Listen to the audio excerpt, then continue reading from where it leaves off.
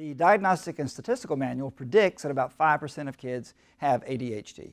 And for those of you who have worked with kids who are in that 5%, you know what it's like. These are kids who have so many thoughts in their head, so many impulses in their head. It's like they have their own county fair and all of the rides are going at once, and they don't know which one to get on or to get off.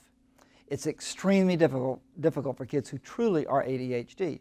The DSM-5 says 5% of our kids, but the identification numbers are more in the range of 20% of boys and 11% of girls.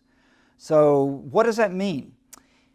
There are some suggestions that what we call ADHD is actually more complex than that. And the ADHD flavors are actually root causes for some other issues. Anxiety, for example, has some brainwave patterns that resemble some flavors of ADHD. Mood disorders have some brainwave patterns that resemble ADHD.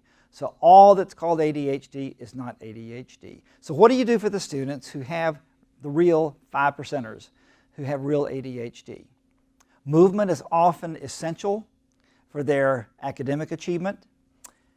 Getting up and moving around the classroom, sitting on a bouncy ball, using fidgets are often tools that help these kids. Even chewing gum can be something that's subtle and helps them think and pay attention. So movement is essential. Medication often is very useful for these kids. About a third of the kids who take medication are kids who are correctly diagnosed with attention deficit hyperactivity disorder. One of the challenges in all personality styles is that ultimately the student needs to learn how to manage themselves, including knowing what the assets and the liabilities are of their own personality. And it's true with kids who are ADHD.